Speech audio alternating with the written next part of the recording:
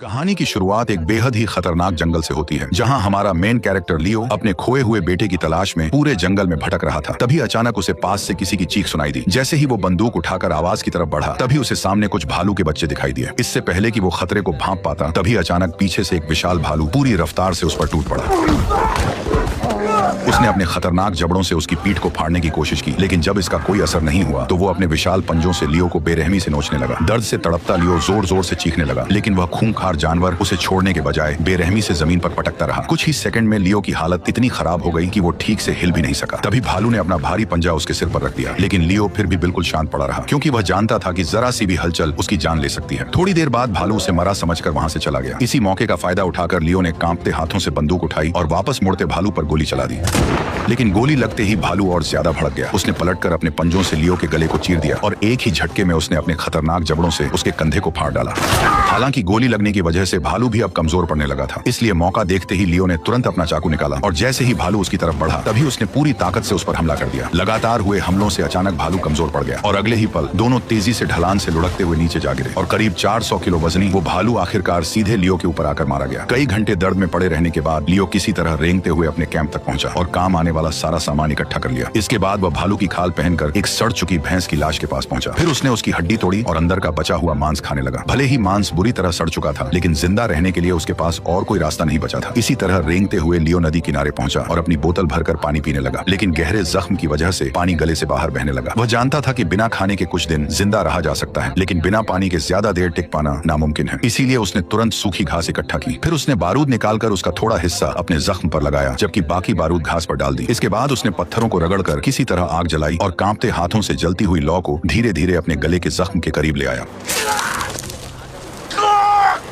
अचानक लियो दर्द से बेहोश हो गया। पेड़ पर बैठा कौवा जो नदी किनारे पड़े लियो को देखकर दावत की उम्मीद कर रहा था, खुद उसका रात का भोजन बन गया। हालांकि इतने से खाने से उसका पेट भरने वाला नहीं था, इसलिए भूख शांत करने के लिए वो भेड़ बकरियों की तरह पत्थरों के बीच से घास की जड़ें निकालकर खाने लगा। तभी अचानक पीछे से हलचल हुई और उसने हिरणों के एक झुंड को नदी पार करते देखा, लेकिन बिना बंदूक के वह कुछ नहीं कर सकता था। आदत से मजबूर होकर उसने लकड़ी की एक छड़ी उठाई और उसे बंदूक की तरह पकड़कर ट्रिगर दबाने का नाटक करने लगा। कुछ देर बाद जब लियो एक चट्टान पर अपना नाम लिख रहा था, तभी अचानक उसे घोड़ों की आवाज सुनाई दी। जैसे ही उसने ऊपर देखा, तभी उसे समझ आ गया कि वे दुश्मन कबीले के लोग हैं, जो जंगल में उसके कबीले के लोगों का शिकार करने के लिए घूम रहे हैं। लियो तुरंत समझ गया कि अगर वह उनके हाथ लग गया तो वे उसे जिंदा नहीं छोड़ेंगे। इसीलिए वह चुपचाप पीछे हटता हुआ एक बड़ी चट्टान के पीछे जाकर छिप गया। लेकिन तभी पानी पीने आए एक आदिवासी की नजर आखिरकार उस पर पड़ गई। पकड़े जाने के डर से लियो तुरंत नदी में कूद पड़ा और तैरकर उनसे दूर भागने लगा। लेकिन वे लोग उसे इतनी आसानी से छोड़ने वाले नहीं थे। उन्होंने ऊपर से उस पर तीरों की बारिश शुरू कर दी। हालांकि सही समय पर लियो ने अपना सिर पानी के अंदर डुबो लिया। बहते पानी के बीच अचानक उसे अपने बेटे की याद आई। जिस बेटे को ढूंढने के लिए वह इस खतरनाक जंगल में आया था, वह असल में अब जिंदा नहीं था, क्योंकि उसके ही एक खास दोस्त ने सिर्फ $300 के लिए उसके बेटे को बेरहमी से मार डाला था। और अब लियो उसी आदमी से बदला लेने के लिए इस जंगल में भटक रहा था, लेकिन फिलहाल उसकी खुद की जान खतरे में थी। तभी अचानक उसे एहसास हुआ कि बहता पानी उसे दुश्मन कबीले से काफी दूर ले आया है। मौत के मुंह से निकलने के बाद आखिरकार लियो ने नदी में बहती एक लकड़ी को पकड़ लिया। कुछ देर बाद वह बड़ी मुश्किल से उस सड़ी हुई लकड़ी के सहारे नदी के किनारे तक पहुंच गया। बर्फ जैसी ठंडी हवा में उसका पूरा शरीर कांप रहा था, लेकिन राहत की बात यह थी कि वह अभी तक जिंदा था। जब उसने कपड़े हटाए, तब उसने देखा कि अब उसके जख्म सड़ने शुरू हो चुके हैं, लेकिन जिंदा रहने के लिए उसे हर हाल में आगे बढ़ना था। इसलिए वह सीधे नदी के अंदर उतर गया। एक एक्सपर्ट शिकारी होने की वजह से उसने मछली पकड़ने के लिए पानी में पत्थरों से जाल जैसा घेरा बना दिया। कुछ देर बाद एक मछली उसमें फंस गई, लेकिन भूख इतनी ज्यादा थी कि लियो उसे पकाने की बजाय कच्चा ही खाने लगा। तभी उसे किनारे से किसी चीज की आवाज आई। वह बड़ी मुश्किल से मिट्टी के छोटे टीले को पार करके आगे पहुंचा और वहां का नजारा देखकर उसकी आंखें खुली की खुली रह गईं। हजारों जंगली भैंसें बर्फीले मैदान में एक साथ दौड़ रही थी। उन जंगली भैंसों में से एक को भेड़ियों के झुंड ने चारों तरफ से घेर रखा था, लेकिन हैरानी की बात यह थी कि आसपास मौजूद हजारों भैंसों में से कोई भी उसे बचाने आगे नहीं आया। लियो वहीं छिपकर रात होने का इंतजार करता रहा, ताकि भेड़ियों के छोड़े हुए शिकार से कुछ खा सके, लेकिन उससे पहले ही कोई और वहां पहुंच चुका था। उसने दूर से देखा कि दुश्मन कबीले का एक आदमी मशाल दिखाकर भेड़ियों को भगा रहा था। अब वह शिकार पूरी तरह उसी आदमी का हो चुका था, लेकिन भूख से बेहाल लियो ने बड़ा जोखिम उठाने का फैसला किया। वह धीरे धीरे उस आदमी की तरफ बढ़ने लगा। उधर वह आदमी कच्चा मांस ऐसे खा रहा था जैसे कई दिनों से भूखा हो। जैसे ही उसने लियो को अपनी तरफ आते देखा, तभी उसने तुरंत अपने धनुष बाण निकाल ली। यह देखकर लियो दोनों हाथ उठाकर घुटनों के बल बैठ गया, ताकि सामने वाला समझ जाए कि उसका कोई बुरा इरादा नहीं है। इसके बाद वह जमीन पर लेटकर उसे खाने की भीख मांगने लगा। कुछ पल उसे गौर से देखने के बाद जब उस इंडियन को यकीन हो गया कि लियो से उसे कोई खतरा नहीं है, तब उसने धीरे धीरे अपना धनुष नीचे कर लिया। लेकिन उसने तुरंत लियो को खाना नहीं दिया। वह खुद आराम से बैठकर मांस खाने लगा। उधर लियो बार बार इशारों में उसे समझाने की कोशिश कर रहा था कि वह कई दिनों से भूखा है। आखिरकार उसकी हालत देखकर आदिवासी ने मांस का एक टुकड़ा उसकी तरफ फेंक दिया। भूख से बेहाल लियो उसे किसी भूखे जानवर की तरह तुरंत खाने लगा। कई दिनों बाद पेट भरकर खाना खाने के बाद लियो को वहीं गहरी नींद आ गई। गई। अगली सुबह उस आदमी की नजर लियो के सड़े हुए जख्मों पर पड़ी। तब लियो ने इशारों में अपनी पूरी आपबीती सुनाई और भालू का पंजा दिखाकर यह भी साबित किया कि वह झूठ नहीं बोल रहा। इतने गहरे घाव और भालू का पंजा देखकर आखिरकार उस आदमी को उसकी बातों पर यकीन हो गया। इसके बाद कहानी की शुरुआत आसमान में उड़ते हुए एक पैसेंजर प्लेन से होती है, जहां हमारा मेन कैरेक्टर जैक आराम से बैठकर अपनी ड्रिंक तैयार कर रहा था। उस वक्त सब कुछ बिल्कुल नॉर्मल था। सारे पैसेंजर्स अपनी सीट्स पर आराम से बैठे हुए थे, लेकिन तभी अचानक तेज हवाओं के झोंकों से पूरा प्लेन जोर जोर से हिलने लगा। झटके इतने खतरनाक थे कि बिना सीट बेल्ट वाले पैसेंजर्स हवा में उछल पड़े और ऊपर लगे ऑक्सीजन मास्क नीचे गिर गए। तभी बढ़ते एयर प्रेशर से प्लेन के एक विंग में जोरदार ब्लास्ट हो गया। धमाका इतना भयानक था कि प्लेन का पिछला हिस्सा टूटकर हवा में ही उड़ गया और कई यात्री हजारों फीट नीचे जा गिरे। देखते ही देखते प्लेन पूरी तरह कंट्रोल से बाहर हो गया और तेजी से एक सुनसान आइलैंड की तरफ बढ़ने लगा। अंदर बैठे लोग अपनी जान बचाने के लिए जोर जोर से चीख रहे थे, लेकिन कुछ ही सेकंड्स में प्लेन तेजी से नीचे की घनी झाड़ियों से टकरा गया, जिससे अचानक उसमें एक जोरदार ब्लास्ट हो गया।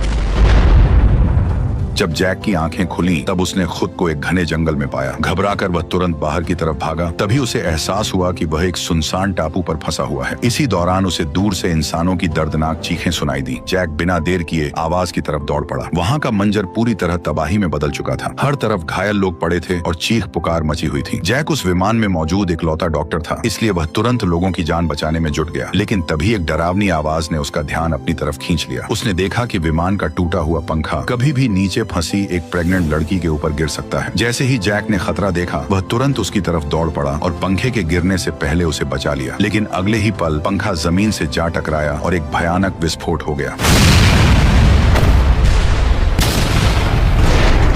अपनी चोट की परवाह किए बिना जैक तुरंत लोगों की जान बचाने में जुट गया। लेकिन कुछ देर पहले हुए भयानक धमाके ने ज्यादातर घायलों को लाशों में बदल दिया था। कुछ देर बाद जैक अकेले जंगल के अंदर चला गया और अपने जख्म खुद सिलने की कोशिश करने लगा। लेकिन चोट उसकी बाजू के ऐसे हिस्से में थी जहां तक उसका हाथ पहुंच ही नहीं पा रहा था। तभी वहां एक लड़की आई और जैक के मदद मांगते ही वह उसके टांके लगाने के लिए तैयार हो गई। लेकिन वो यह देखकर हैरान थी कि बिना बेहोश किए भी जैक को टांके लगने पर बिल्कुल दर्द महसूस नहीं हो रहा था। यहीं से दोनों की जान पहचान हो गई। रात होते ही जैक ने टूटे विमान का पिछला हिस्सा देखकर अंदाजा लगाया कि कॉकपिट शायद अभी भी सही सलामत है और अगर उन्हें वहां से सिग्नल ट्रांसमीटर मिल गया तो वे रेस्क्यू टीम से संपर्क कर सकते हैं। ये बात सुनते ही लड़की, जिसका नाम कैट था, उसे अचानक कुछ याद आया। उसने बताया कि दिन में उसने घाटी की तरफ धुआं उठते देखा था, जो शायद कॉकपिट के गिरने की जगह होगी। इसलिए उसने तुरंत जैक के साथ वहां चलने को कहा। यह सुनकर जैक को उम्मीद की एक किरण नजर आने लगी। लेकिन तभी अचानक दूर जंगल से अचानक एक खतरनाक दहाड़ सुनाई दी। वहां मौजूद सभी लोग तुरंत आवाज की तरफ देखने लगे। तभी दूर खड़े पेड़ एक एक करके टूटने लगे, जिससे साफ पता चल गया कि जंगल के अंदर कोई विशाल राक्षस तेजी से उनकी तरफ बढ़ रहा है। हालांकि गनीमत रही कि राक्षस सामने नहीं आया और माहौल फिर से शांत हो गया। सुबह होते ही सभी लोग इकट्ठा होकर रात वाले जीव के बारे में बात करने लगे। किसी को लगा कि वह कोई डायनासोर था, तो कुछ उसे विशाल राक्षस मान रहे थे। डर अब हर किसी के चेहरे पर साफ दिखाई देने लगा था। जैक भी अंदर से बुरी तरह डरा हुआ था, लेकिन वह अच्छी तरह जानता था कि अगर उन्हें यहाँ से जिंदा निकलना है तो हर हाल में कॉकपिट तक पहुंचना पड़ेगा। इसीलिए वह चार्ली और कैट को साथ लेकर उस खतरनाक जंगल के अंदर निकल पड़ा। लेकिन कुछ ही देर बाद अचानक आसमान से तेज बारिश होने लगी, जिससे कॉकपिट को ढूंढना मुश्किल हो गया। उधर विमान के अंदर छिपे लोगों ने भी महसूस किया कि वो रहस्यमयी जीव एक बार फिर से जाग चुका है। लेकिन जंगल में मौजूद तीनों को इस बारे में कुछ पता नहीं था। काफी देर तक भटकने के बाद आखिरकार उन्हें विमान का अगला हिस्सा दिखाई दिया। अंदर जाकर देखा तो फर्स्ट क्लास में बैठे सभी लोग मारे जा चुके थे। इसके बाद जैक धीरे धीरे कॉकपिट की तरफ बढ़ा और लोहे का टुकड़ा लियो आदमी के चितकबरे घोड़े पर सवार होकर दक्षिण दिशा की ओर बढ़ने लगे। उधर फिट्स, जिसने बेरहमी से लियो के बेटे को मारा था, अपनी जान बचाने के लिए लगातार जंगल में भटकता हुआ दक्षिण दिशा की तरफ ही बढ़ रहा था। इसी बीच लियो और वह आदमी काफी दूर चलने के बाद एक सूखे पेड़ के नीचे कुछ देर रुककर आराम करने लगे। दोनों आसमान से गिरती बर्फ को जीभ से पकड़ने की कोशिश कर रहे थे। उस पल उन्हें देखकर ऐसा लग रहा था जैसे उनकी सारी परेशानियां कुछ देर के लिए गायब हो चुकी हों। कुछ ही समय में वह इंडियन आदमी भी लियो को पूरी तरह अपना मान चुका था। लेकिन आगे का रास्ता आसान नहीं था, क्योंकि सफर के दौरान उन्हें अचानक एक भयानक बर्फीले तूफान का सामना करना पड़ा। ऐसे में इंडियन आदमी खुद आगे चलकर रास्ता दिखाने लगा, जबकि घायल लियो को उसने घोड़े पर बैठा दिया। लेकिन बढ़ती कमजोरी की वजह से लियो अचानक घोड़े से नीचे गिर पड़ा। दरअसल उसे तेज बुखार चढ़ चुका था। यह देखकर आदमी ने तुरंत पेड़ काटकर तंबू बनाया, आग जलाकर पत्थरों को गर्म किया और जख्मों पर जड़ी बूटियां लगा दी। गर्म पत्थरों की वजह से बर्फ पिघलने लगी और चारों तरफ गर्म भाप फैल गई। आखिर में उसने लियो को पूरी तरह ढक दिया ताकि उसका शरीर गर्म रह सके। जब सुबह उसकी आंख खुली तब तक बर्फीला तूफान थम चुका था और बुखार उतरने के बाद वह पहले से काफी ठीक महसूस कर रहा था। लेकिन वह इंडियन आदमी अब कहीं दिखाई नहीं दे रहा था। हालांकि वह जाते वक्त लियो के लिए खाना पानी छोड़ गया था। लियो अच्छी तरह जानता था कि वह आदमी उसके लिए किसी फरिश्ते से कम नहीं था, क्योंकि उसी की वजह से आज वह जिंदा था। लेकिन कुछ ही दूर चलते ही लियो के कदम अचानक रुक गए। उसने देखा कि उसी इंडियन आदमी को किसी ने बेरहमी से पेड़ पर जिंदा लटका दिया था। उसकी छाती पर एक लकड़ी की तख्ती टंगी थी जिस पर फ्रेंच भाषा में कुछ लिखा हुआ था। अब यह समझना मुश्किल नहीं था कि उसके साथ यह बेरहमी किसने की थी। दरअसल वह फ्रेंच कबीला था जो अपने नीचे वाले कबीलों के लोगों को जिंदा नहीं छोड़ता था। थोड़ी दूर आगे बढ़ते ही लियो को उन्हीं फ्रेंच शिकारियों का कैंप दिखाई दिया। वे लोग आराम से आग के सामने बैठकर गर्म सूप पीते हुए हंसी मजाक कर रहे थे। उसी जगह लियो को एक इंडियन लड़की भी दिखाई दी जिसे इस कबीले के लोगों ने किडनैप कर रखा था। लियो ने तुरंत उसकी मदद करने का फैसला किया, लेकिन रात होने तक वह छिपकर इंतजार करता रहा। रात होते ही वह चोरी छिपे कैंप के अंदर घुसा ताकि चितकबरे घोड़े के साथ लड़की को लेकर वहां से भाग सके। लेकिन तभी एक फ्रेंच आदमी उस इंडियन लड़की को घसीटते हुए उसी तरफ आने लगा। यह देखकर लियो तुरंत घोड़े के पीछे छिप गया और चुपचाप सब देखने लगा। तभी उसे समझ आया कि वे लोग उस लड़की को सिर्फ अपनी हवस मिटाने के लिए इस्तेमाल कर रहे थे। लियो धीरे धीरे रेंगते हुए आगे बढ़ा और बिना कोई आवाज किए उसकी बंदूक उठा ली। अगले ही पल उसने बंदूक सीधे उस फ्रांसीसी के सिर पर तान दी। इसके बाद लियो ने बिना देर किए घोड़े की रस्सी खोल दी। लेकिन तभी पास में खड़ा एक काला घोड़ा अचानक जोर से चिल्ला पड़ा। उस आवाज से फ्रेंच लोग तुरंत सतर्क हो गए। वे हथियार उठाकर तेजी से उसकी तरफ बढ़ने लगे। खतरा बेहद पास आता देख लियो ने बिना देर किए फायरिंग शुरू कर दी, जिससे पूरे कबीले में हड़कंप मच गया। इसी मौके का फायदा उठाकर लियो और लड़की अलग अलग दिशा में भाग निकले। काफी दूर पहुंचने के बाद लियो ने पहली बार राहत की सांस ली। रात होते ही लियो आग के पास लेट गया और बंदूक को सीने से लगाए वहीं सो गया। लेकिन उसे जरा भी अंदाजा नहीं था कि अगली सुबह कुछ इंडियन लोग उसी लड़की को खोजते हुए उसकी तरफ बढ़ रहे थे। जैसे ही लियो आधी नींद में आंखें खोलकर उठा, तभी अचानक एक तीर तेजी से उसकी तरफ आकर लगा। जब लियो ने देखा कि इंडियन लोग उस पर हमला करने आ रहे हैं, तभी उसने तुरंत अपना सामान समेटा और तेजी से भागकर घोड़े पर चढ़ गया। वह पूरी ताकत से भागने लगा, लेकिन वे लोग लगातार उसका पीछा कर रहे थे। लियो ने पीछे मुड़कर कई बार फायरिंग की ताकि उन्हें रोक सके, लेकिन वह अकेला उन सभी का सामना नहीं कर सकता था। तभी अचानक सामने एक गहरी खाई आ गई और अगले ही पल लियो अपने घोड़े के साथ हजारों फीट नीचे जा गिरा।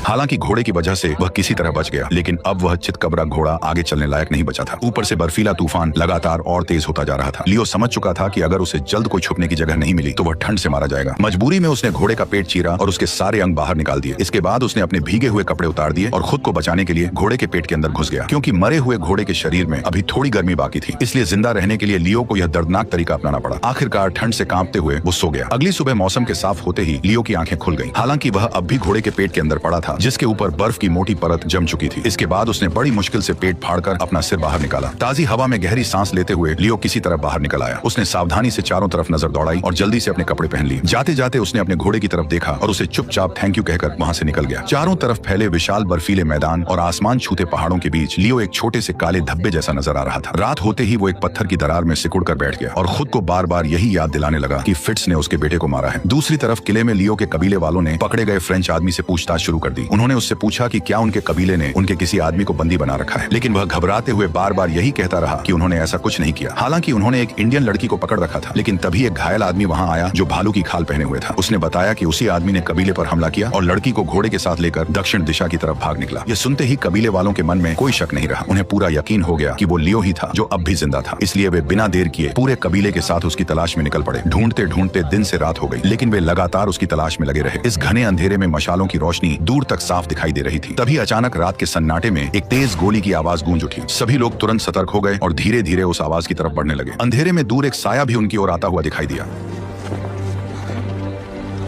जैसे ही लियो उनके सामने आया, सभी लोग एक पल के लिए पूरी तरह चौंक गए। उन्हें अपनी आंखों पर यकीन नहीं हो रहा था कि लियो इस खतरनाक जंगल में अब भी जिंदा है। सरदार तुरंत घोड़े से उतरा और लियो को जल्द से जल्द कबीले ले आया। वहां पहुंचते ही उसके घावों की मरहम पट्टी की गई। इसी बीच लियो को एक और चौंकाने वाली खबर मिली कि उसके बेटे का हत्यारा फिट्स कबीला छोड़कर टेक्सास की तरफ भाग चुका है। यह सुनते ही लियो का गुस्सा फिर से भड़क उठा। वह बिना एक पल गवाए सरदार के साथ घोड़े पर सवार होकर फिट्स को ढूंढने के लिए निकल पड़ा। घने बर्फीले मैदान को पार करते हुए उन्हें घोड़े के पैरों के निशान दिखाई दिए। लियो ने तुरंत पहचान लिया कि यह निशान फिट्स के घोड़े के ही हैं। इसके बाद वे उन्हीं निशानों के सहारे आगे बढ़ने लगे। वे दिन भर उसका पीछा करते रहे, लेकिन जब रात को आगे बढ़ना मुश्किल हो गया, तब दोनों ने वहीं आग जलाकर रात गुजारने का फैसला किया। अगले दिन वे फिर से आगे बढ़े और एक घने जंगल में पहुंच गए। वहां लियो को हल्की धुएं की गंध महसूस हुई। उसने सरदार को ईस्ट की ओर भेज दिया, जबकि वह खुद वेस्ट की तरफ से ऊपर चढ़ने लगा। दोनों ने अलग अलग रास्तों से खोज शुरू कर दी। थोड़ी दूरी तय करने के बाद लियो अचानक रुक गया। उसे कुछ गड़बड़ महसूस हुई। वह तुरंत घोड़े से उतरा और बंदूक हाथ में लेकर सावधानी से आगे बढ़ने लगा। कुछ ही कदम आगे उसे जली हुई लकड़ी की राख दिखाई दी, लेकिन आसपास कोई इंसान नहीं था। उधर सरदार खुले इलाके में आगे बढ़ रहा था। इसी बीच पत्थरों के पीछे से अचानक एक जाना पहचाना चेहरा बाहर निकला और उसने तुरंत सरदार पर बंदूक तान दी। अपनी जान खतरे में देखकर सरदार ने धीरे धीरे अपनी बंदूक निकालने की कोशिश की, लेकिन अगले ही पल